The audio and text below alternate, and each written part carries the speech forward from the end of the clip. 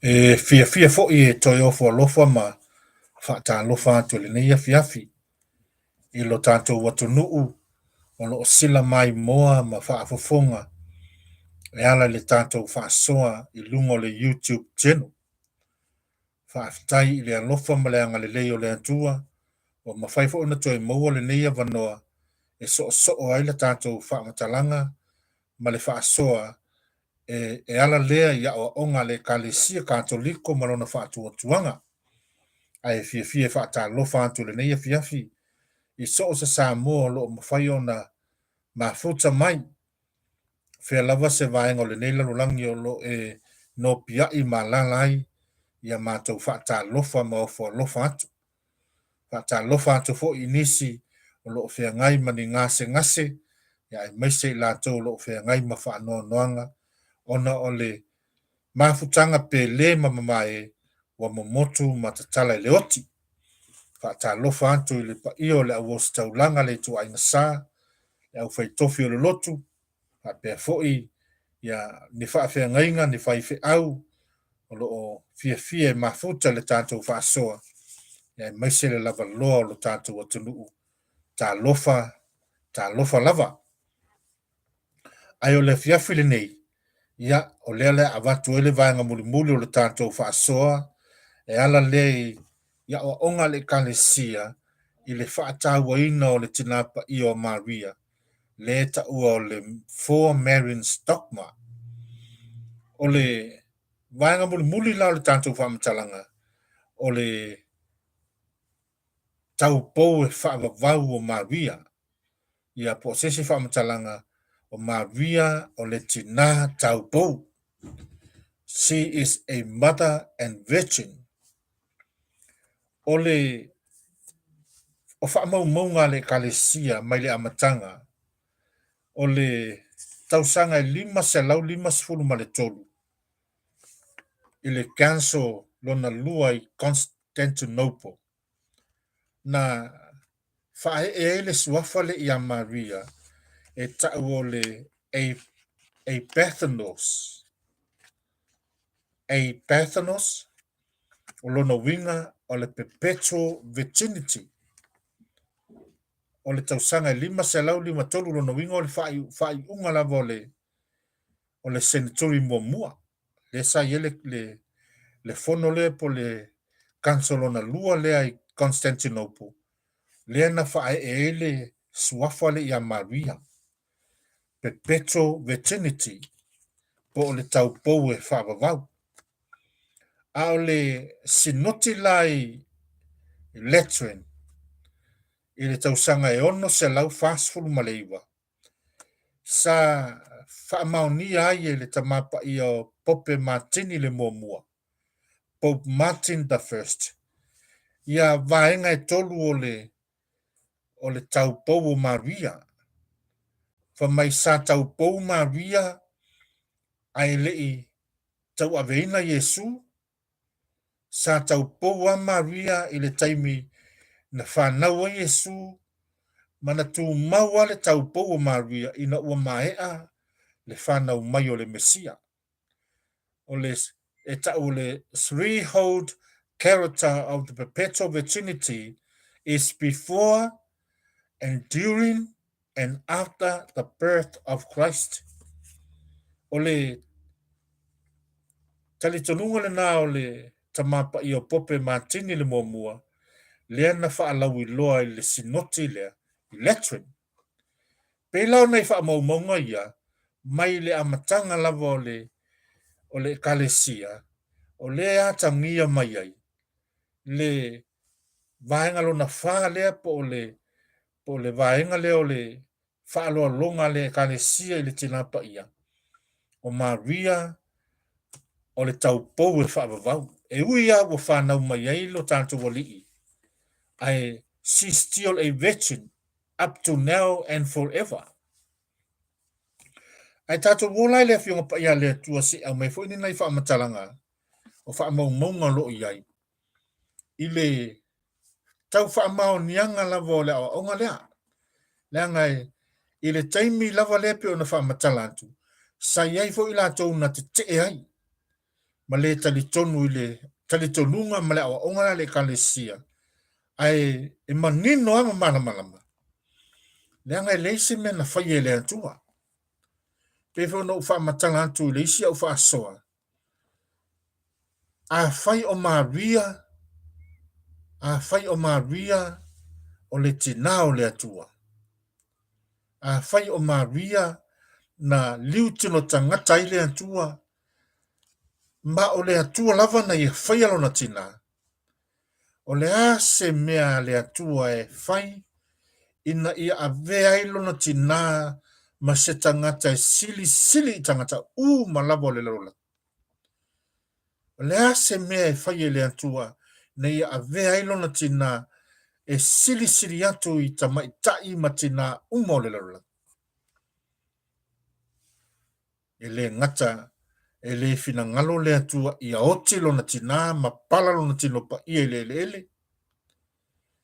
E le fina ngalo fo i le atua ina ia a fia lo na tina e peio tamaitai ma tina o le lalulangi le nei. E umalo na whanau se tamaititi o na lost lo lea o le taupou o le tamaitai po le tina. Lono wingala e matua ta tau mo no mea no tātou talitonu. I le awa onga lea ma le talitonu o le kanesia. Leanga e mawhai e le atua mea e mawhai e le atua na whaasauina le taupou o lona tina e ui ana soifua mai ai. Ai whamere whaateta inga le au popoto. E le ai ase e senga o le talitonunga le male awa ongala le kanesia.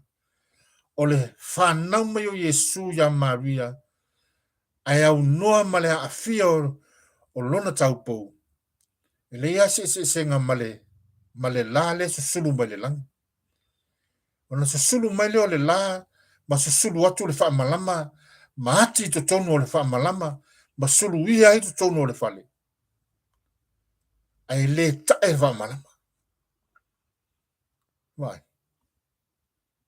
Susulu mai le la, susulu le wha malama, ati atu le wha malama, ma sulu ia ma malama i to tonu o le whale. Ai le tae wha malama. Pa pena umale ata wa ia. O le mele wha matala no mai le kanesia. E uia na to ala wha nau, Yesu le atua atua ma le tangata atua mai a Maria, lona tina. Ai le ia afia ai le taupou o Maria. I le vangalia la luka mata apu mo fe po tos fu malfa. I le fatalia inga ale kangelo kapeliele ma Maria. Le tali to i Maria fa ipu le fa mai. Ona faya tu lea o Maria le angelu. A fa pe fea le mea nei a wa o te le loa setani. Nena ufa amatala antu le lava yaso le tanto ufa asoa i le si tianga ma malu o Maria le langi.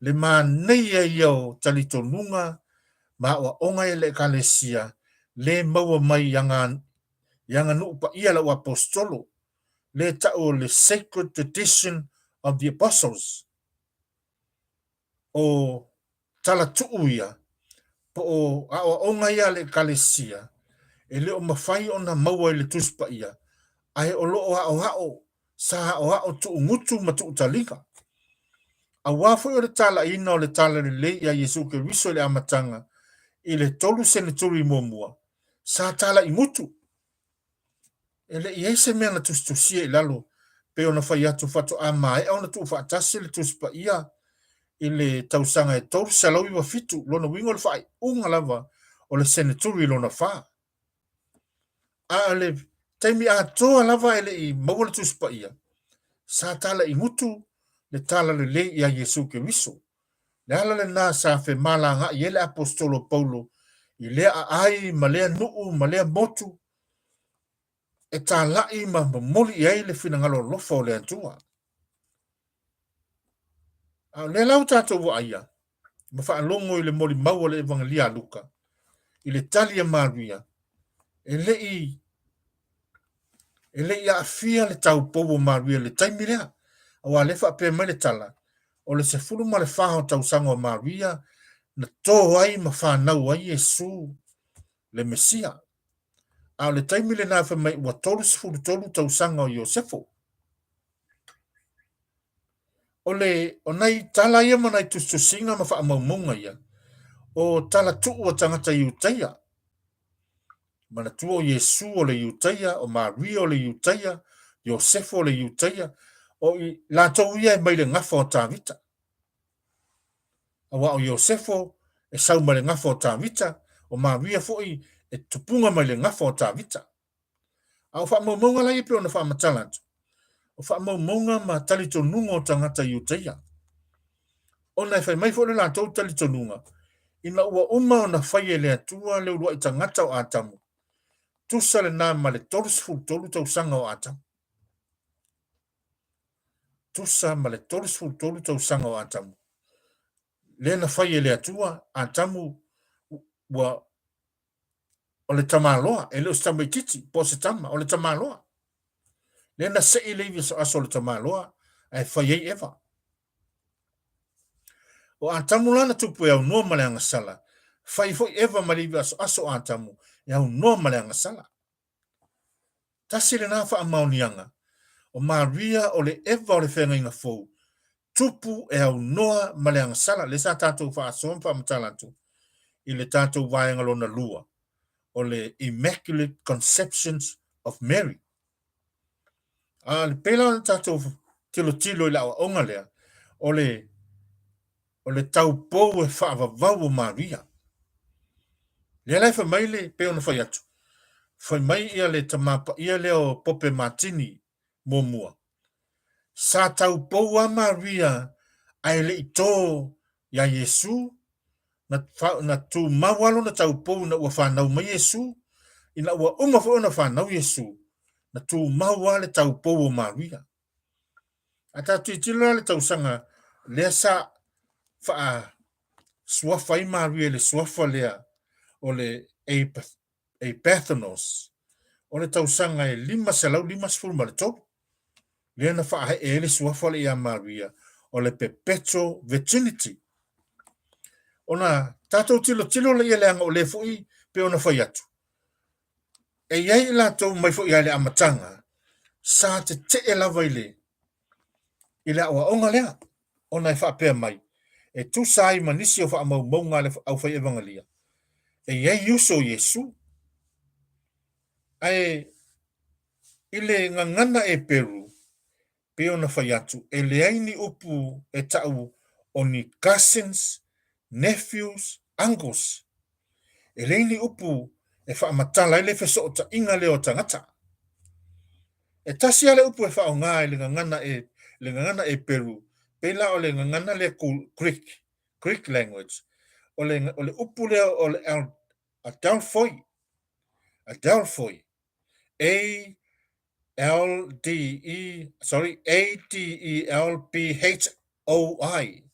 Adelphoi.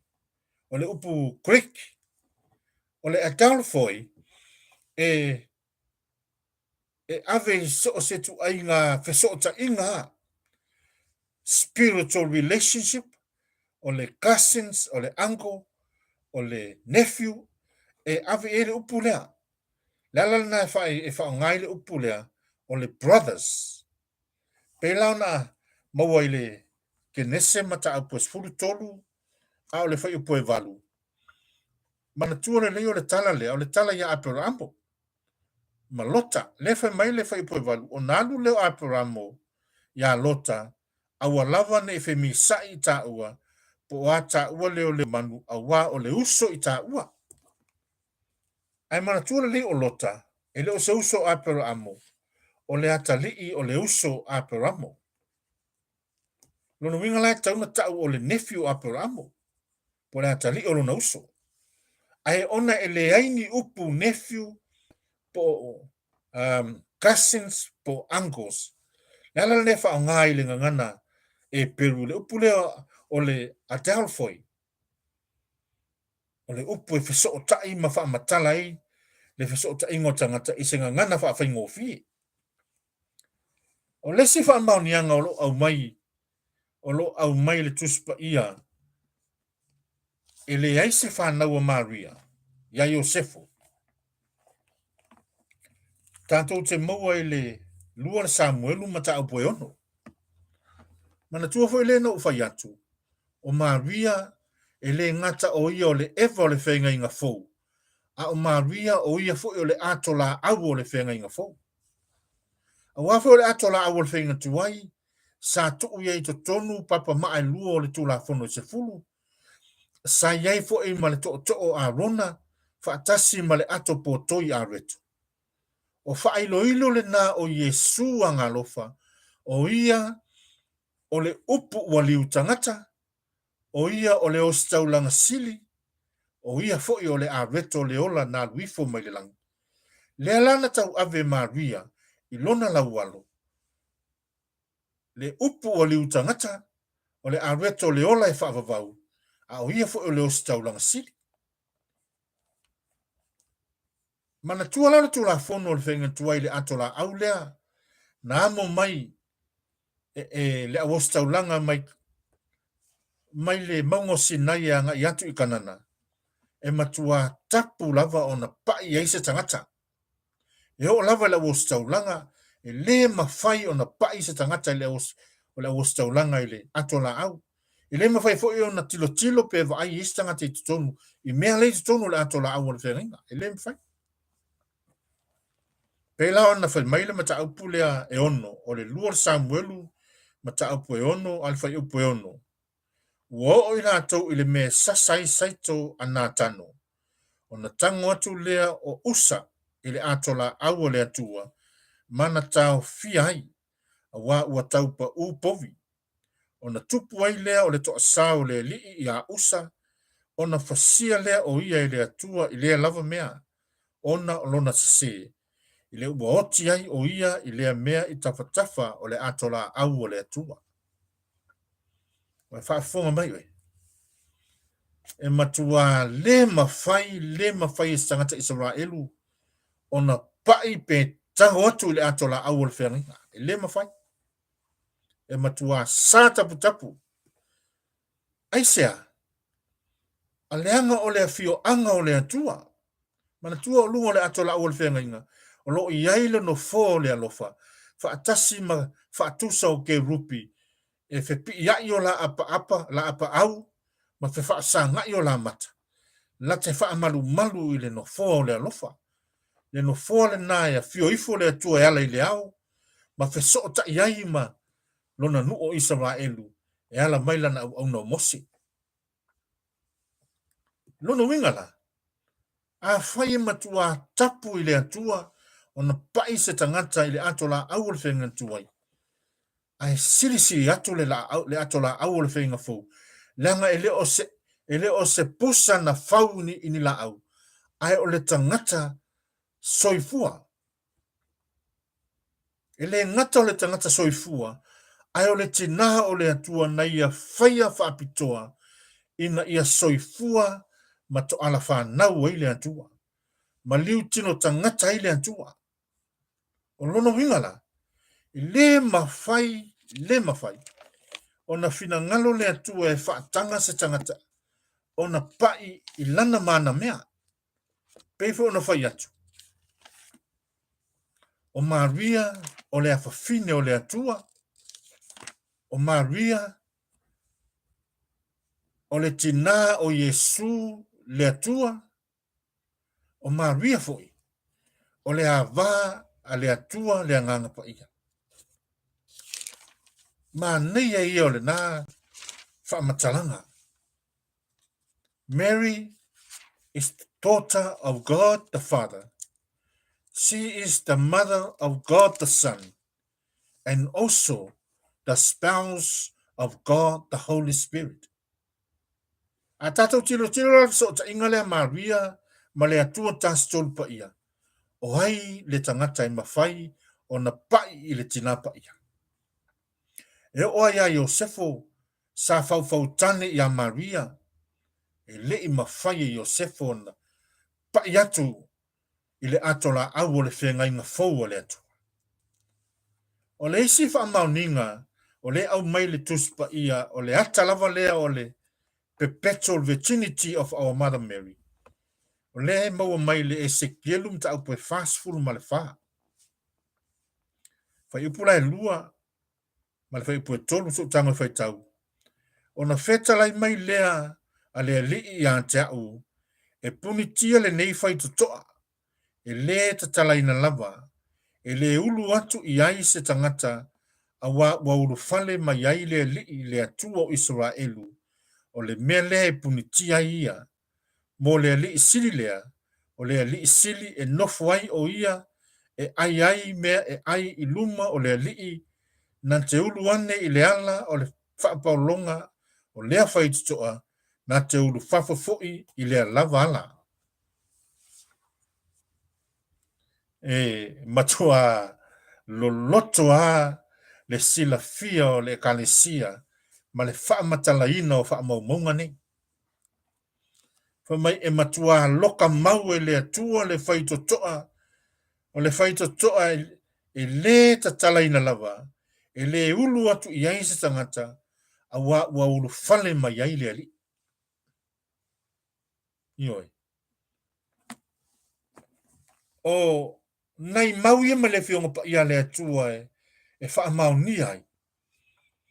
Le TAUPOU o Maria e FAAVAVAU. The Perpetual Virginity of our Mother Mary.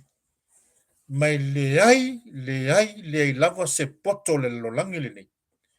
Na te mawhaia o na malama a to atoa i ngaluenga mamana le atua. A o neia o onga matalitonunga. O onga sa whaai loa le ta ulfa pelotania. Na review le nganga o le atua i ta mao le kalesia. Pe iau na polo misi Yesu lo na o apostolo. O te alu ai awina mai le nganga o le fisoasoani mo o tou. I le ngata e o hao o tou. Ai wha pe nao na wha manatu i ante o tou mea uma na o whai atua i ante o tou. O mea uma la ia e wha matala i le kalesia ma o hao ma avea ma dogma po tali tonunga mau tutu ma le monia le kalesia. Wa onga na wha i loa mai le nganga pa ia e ala i tai o le kalesia. Ta mao le kalesia. Ta o le fathers of the church. I le ila se tangata na te mawhai ono to suia mea ia. Lenga o le polo misi le ale atua na whai a Simona Peteu. So se mea e te fusi le rolangi e fusia le lang. So se mea te tata lai le rolangi e te talaina le lang. No winga. E le ia se mea e alai fuono tātou whina uvale. Mo tātou whapei fo e se sere mea ma le mea. Lenga wana o le kale sia lava. Le a wafa ai poipo Yesua ngā lofa. E malama i mea umane. Malama ai. A tātou tilo fo i le amatango le ngā luenga lau apostolo. I le tala ya Cornelio. I le tamaloa lea fa mai o le tamaloa nu ese. E sa ia le lei tangata Israelu ma tangata Iutaia. E ala le le fisoasoani e matativa ma fafanga tangata fia ai. E tali tonu fo e iai le atua. Le tamaloa leo Cornelio. E na wafa manu e ina Cornelio le atua. E le awina mai le atua kon le angelu ya Cornelio. E fai le angelu le awa onga maltala ya Cornelio e winga ya Yesu le Mesia. Lea. Na awina mai le atua le angelu ya Cornelio. Ma le whaatonunga. E awina atu ni au na ile nuu o lopa. O loo iai le tangata e suafa ya Simona Peteu. O loo au mauma nofo le fale o Simona le fai pa uaman. E a ami ya te ye sau na te wha matala ya te oe. Le tala e winga i le Mesia. Ma va venga na fai le atua ya te. A tatu tilo lai le namea. Ma le natala. E le airi o le atua e le ese lava na saunoanga ma na polo misi ese le mea na te whaia. E le ai. Le alava le mea na fola e le atua Ala ia Yesu le ngalofo mana ilona o apostolo o ila towa ia sa fa wa wina le tala ino le tala le lei inu esi ele toi o mai le tua se sia tangata pe toi va au le tua ni se tangata pe le mele tupu tanto vai tau o le fa ku le loku le fa mai o fa ali mai le nganga ia ta o te sau fa tu le lotu le o le mena mai le tua lotu fa mai o te sau fa le lotu le ya fa mole le fa pe ngale ngalu wenga le nganga o le tua lo no ngala o pe pelo Yesu le amatanga pe a fa le a fai wa polo misi Yesu o te alu a wina malenga pa iante o tou ta malo lo Yesu fulu male lua. A lela walu Yesu a fa mai wa nofo ma a wina malenga pa ya simi ma toma ma pai ma la fai. E o foi la tou e fai la tou me fo. No winga o pelo Yesu. Mai ta tou i lo ngongo le melea. Pe a fai ta tou te fina o vale mo ta tou tou ma fai e sa ili lo ta tou poto fa tau va. Le fina ngalo lo fo le tu. Ta sia le mea le na o Yesu ngalo. O le tatou talitonu ia te ia e ala i upu la apostolo. Pa ma Yesu le evangelia a Ioane mta apostolo mal fitu e feipo se fulu. Lo utamai e le ngata la utatalo mo ilatou neina e fo i mai ante au. Ai mo ilatou uma o e fa tua mai ante au. Ona o la latou upu. Le upu la lo apostolo. Le fa matalatu. Le mea lofa le nganga o le atua ia ilatou. Lea ua whaaya hai le tina pa ia. E le ngata o ia o le tina o le atua, Theotokos, meaning God's Spirit.